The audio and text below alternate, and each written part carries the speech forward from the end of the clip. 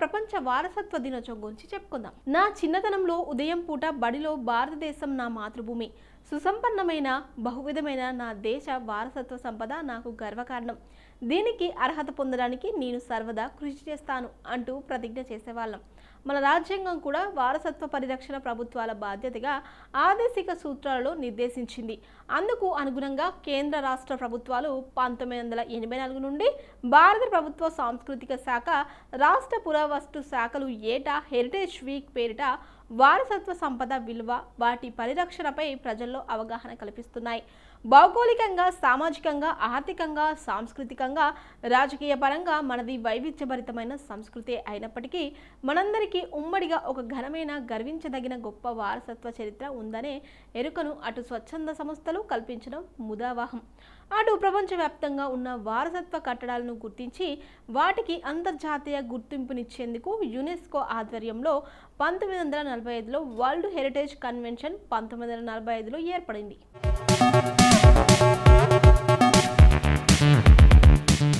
వారసత్వ సంపదను పరిరక్షించుకోవాలని స్పృహను ప్రపంచవ్యాప్తంగా ఉన్న పౌరుల్లో కలిగించేందుకు ఐక్యరాజ్య సమితి 1972లో ప్రపంచ సాంస్కృతిక ప్రకృతి పరిరక్షణకు ఒక తీర్మానాన్ని ఆమోదించింది.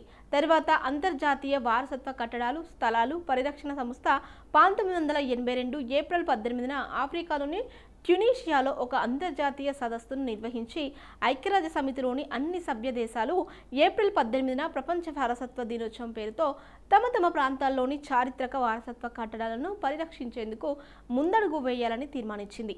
నాటి నుంచి ఏటా ఒక్కో థీమ్తో ఏప్రిల్ 18న ప్రపంచ వారసత్వ దినోత్సవంగా అన్ని దేశాలు జరుపుకుంటున్నాయి. 2025 సంవత్సరానికి ఆవిష్కరిద్దాం, వైవిధ్యాన్ని ఆస్వాదిద్దాం అనే థీమ్ను ప్రకటించారు. అనేక శిల్పకళా రీతులకు, ఆలయాలకు, రాజప్రసాదాలకు, ఊహకు అందరి నిర్మాణ వైభవాన్ని కలిగిన అనేక నిర్మాణాలకు మన దేశం నిలయం.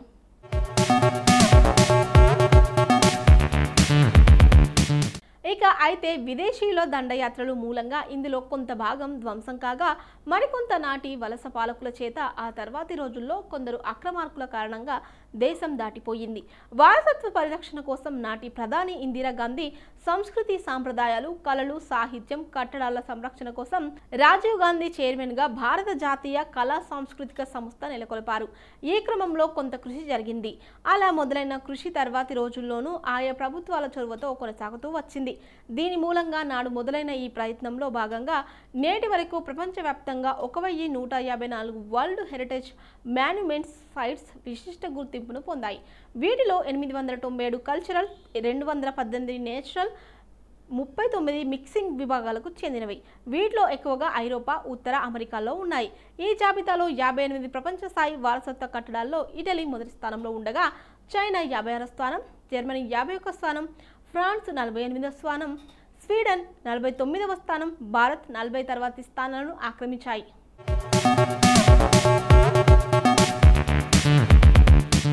2021లో ప్రకటించబడిన వారసత్వ కట్టడాల జాబితాలో తెలంగాణలోని రామప్ప దేవాలయం, గుజరాత్లోని ధోలవీర స్థానం సంపాదించాయి. వీటిలో 32 కల్చరల్, 7 ప్రకృతి, 1 మిశ్రమ భాగాలకు చెందినవి. మన దేశంలో 19 రాష్ట్రాల్లో ఈ వారసత్వ కట్టడాలు ఉన్నాయి. ఈ జాబితాలో 5 వారసత్వ కట్టడాలతో మహారాష్ట్ర ప్రథమ స్థానంలో ఉంది. అజంతా ఎల్లోరా గుహలు, అగ్రకోట, తాజ్మహల్, కోనార్క్ సూర్య దేవాలయం, ఖజురహో, కజిరంగ నేషనల్ పార్క్, ఫతేపూర్ సిక్కిం, కుతుబ్ మినార్ తమిళనాడు, కన్నడ ఆలయాలు కూడా ఉన్నాయి. ఇక ఆంధ్రప్రదేశ్ విషయానికి వస్తే అనంతపురంలోని లేపాక్షి దేవాలయం అసమానమైన సాంస్కృతిక నిర్మాణ వారసత్వ విలువను కలిగి ఉంది. 16వ శతాబ్దం ప్రారంభంలో విజయనగర పాలకులచే నిర్మించబడిన ఈ ఆలయం వేలాడే స్తంభం, రాతి గొలుసుకు ప్రసిద్ధి చెందింది. ఇందులో అనేక కూర్జ చిత్రాలు, తెలుగు శాసనాలు ఉన్నాయి. గ్రానైట్ రాయితో చెక్కిన ప్రపంచంలోనే అతిపెద్ద నంది దీనితో ముడిపడి ఉంది. లేపాక్షి రామాయణంతో ముడిపడి కూడా ఉంది.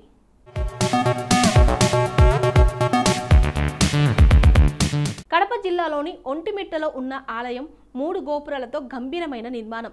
ఇది రాతితో చెక్కబడిన 32 స్తంభాలతో కూడిన బహిరంగ ఆడిటోరియం లేదా మండపం కలిగి ఉంది.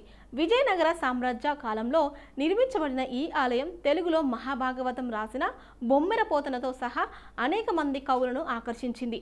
వీటితో పాటు శ్రీకాకుళం జిల్లా శ్రీముఖలింగం, సాలిహుండం బౌద్ధ ప్రదేశం, అరసవల్లి సూర్యనారాయణ స్వామి ఆలయం, ఒంటిమిట్ట ఆలయం, గుర్రంకొండ కోట, కూచిబూడి, ప్రపంచంలోని అతిపెద్ద మర్రి చెట్టు తిమ్మమ్మ మరిమాను, అరకులోయ, బొర్ర గుహలు, తెలంగాణలోని చార్మినార్, గోల్కొండ కోట, కుతుబ్ షాహీ సమాధులు, అలంపూర్ ఆలయాలు, మెదక్ చర్చి వంటివి వారసత్వ హోదా పొందేందుకు అన్ని అర్హతలు ఉన్నవిగా గుర్తింపు పొందాయి.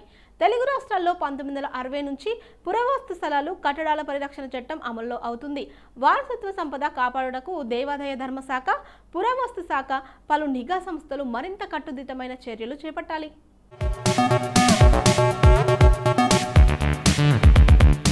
ఇప్పటివరకు ప్రపంచ వారసత్వ దినోత్సవం గురించి మనకు తెలియని కొన్ని ఆసక్తికరమైన నిజాలు తెలుసుకున్నాం కదా. మరి ఏప్రిల్ 18వ తేదీన ఒక్కసారి చరిత్రలోకి వెళ్ళి చూస్తే ఎంతో మంది ప్రముఖుల జననాలు జరిగాయి. మరి ఒక్కసారి చరిత్ర పుటల్లోకి వెళ్ళి నేడు జన్మించిన ప్రముఖులు ఎవరో తెలుసుకుందాం రండి.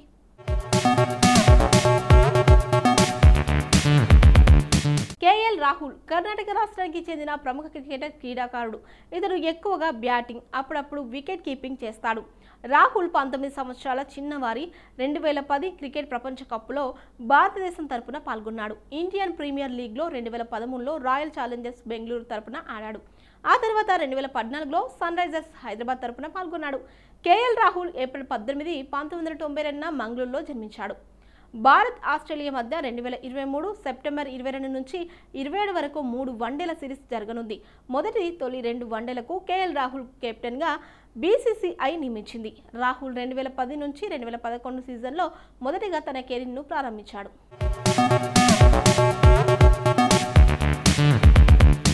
డెబీనా బొన్నార్జీ భారతీయ సినిమా నటి. ఆమె తమిళం, హిందీ సినిమాలు, టెలివిజన్లో నటించింది. డెబీనా 2008లో రామాయణంలో సీత అండ్ లక్ష్మి పాత్రలకు గాను మంచి పేరు తెచ్చుకుంది. డెబీనా బొన్నార్జీ 1983 ఏప్రిల్ 18న కోల్కతా, పశ్చిమ బెంగాల్లో జన్మించారు. మిస్టర్ అండ్ మిసెస్ బాలీవుడ్ షోలో పాల్గొంటున్న సమయంలో ప్రేమలో పడిన బొన్నార్జీ గుర్మిత్ చౌదరిని 15 ఫిబ్రవరి 2011న వివాహం చేసుకున్నారు. వారు అక్టోబర్ 4, 2021న మళ్లీ వివాహం చేసుకున్నారు. వారికి మొదటి సంతానం లియానా చౌదరి 3 ఏప్రిల్ 2022న, రెండవ సంతానం దివిష చౌదరి 11 ఏప్రిల్ 2022న జన్మించారు.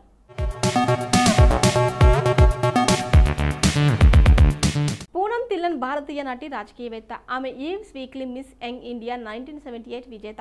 ఆమె తన 1979 చిత్రం నూరికి ప్రసిద్ధి చెందింది.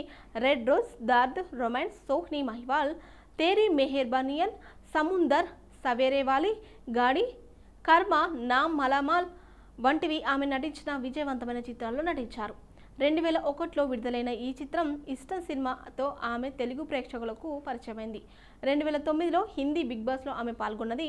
ఆమె 2013లో సోనీ టీవీ సిరీస్ ఏక్ నయీ మెహచాన్లో శారదా మోదీగా ప్రధాన పాత్ర పోషించింది. అవార్డు కూడా దక్కించుకున్నది. ది పర్ఫెక్ట్ హస్బెండ్ నాటకంతో ప్రారంభించి ఆమె పలు నాటకాల్లో నటించింది. కాగా యునైటెడ్ స్టేట్స్, దుబాయ్లో ఆమె అనేక ప్రదర్శనలతో పాటు ది పర్ఫెక్ట్ వైఫ్లో కూడా నటించింది.